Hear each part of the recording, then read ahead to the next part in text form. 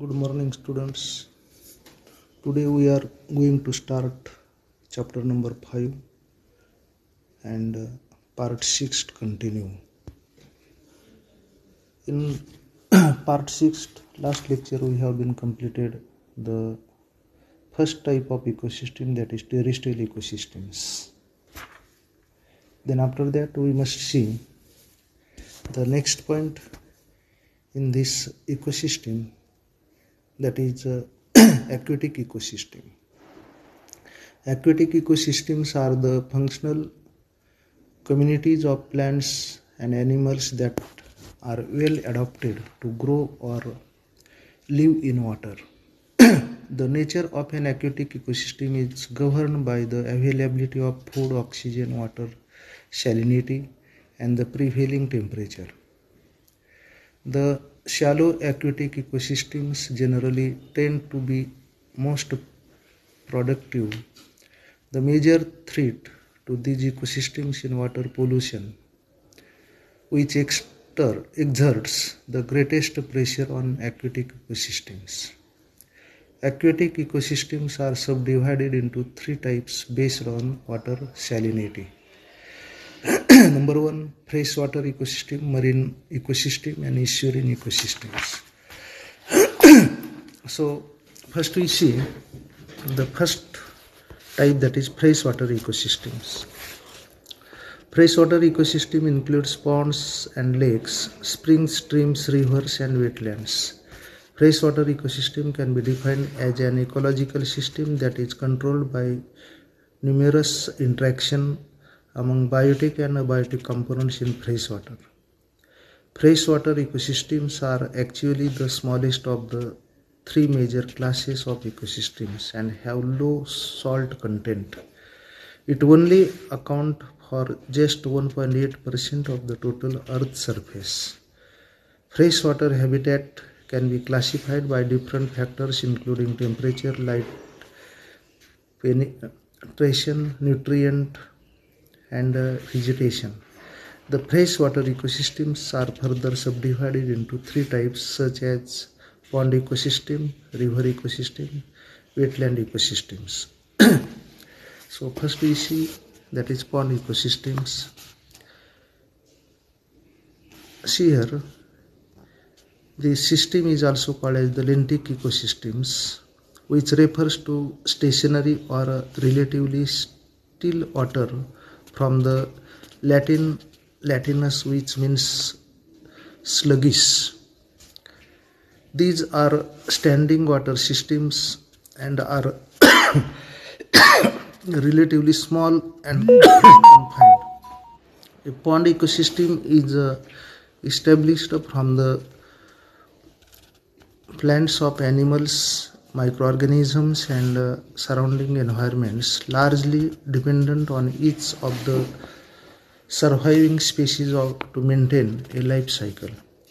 A pond ecosystem consists of algae, fungi, microorganisms, plants, and various fish, which may fall into three distinct trophic levels: producers, consumers, and decomposers. The pond's natural cycle begins with the producers and then to the consumers before ending with the decomposers.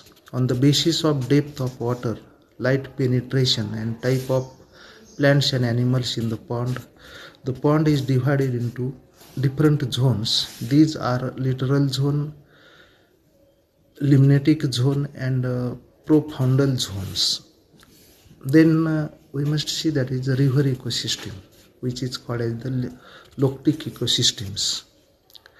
These are flowing water systems. They include rivers and streams since they originate from one place and transfer over some distances, passing through different terrains and areas, and their abiotic factors also undergo changes. They are characterized with low or no salt concentration. River ecosystems are part of large watershed networks or catchments where smaller streams drain into mid-zone streams, which progressively drain into larger river networks. The ecology of flowing water the ecology of flowing water is very unique in many ways, and often shaped by the nature and behavior of the flowing water. For example, a river is constantly flowing water body, usually unidirectional, with a source and an end. It is usually in a constant physical changes. Then third type, that is wetland ecosystems, or it is also called as the marshes and swamps ecosystems. Wetlands are a transition zone between land and water and shows characteristics of both, that is terrestrial and aquatic ecosystems. Wetlands are shallow waterlogged area for at least in part of year. It is defined as the area where water covers the soil or is present either at or near the surface of the soil all year or for varying period of time during the year, including during the growing seasons. A wetland is an area of land that is either covered by water or saturated with water. The water is often groundwater shipping up from an aquifer or springs. A wetland sources of water can also be nearly river or lake. Plants that live in wetlands are uniquely adapted to their hydric soil. Wetlands plants are called hydrophytes. Seasonally dry wetlands or wetlands with slow moving water can often support trees and other sturdy vegetations. More frequently flooded wetlands are mosses or grasses as their dominant hydrophytes. Common diagnostic features of wetlands are hydric soil and hydrophytic vegetation. Wetlands are one of the world's most important environmental assets. There are two types of wetlands, that is coastal or tidal wetlands and inlands or non-tidal wetlands. Then second type, that is marine ecosystems.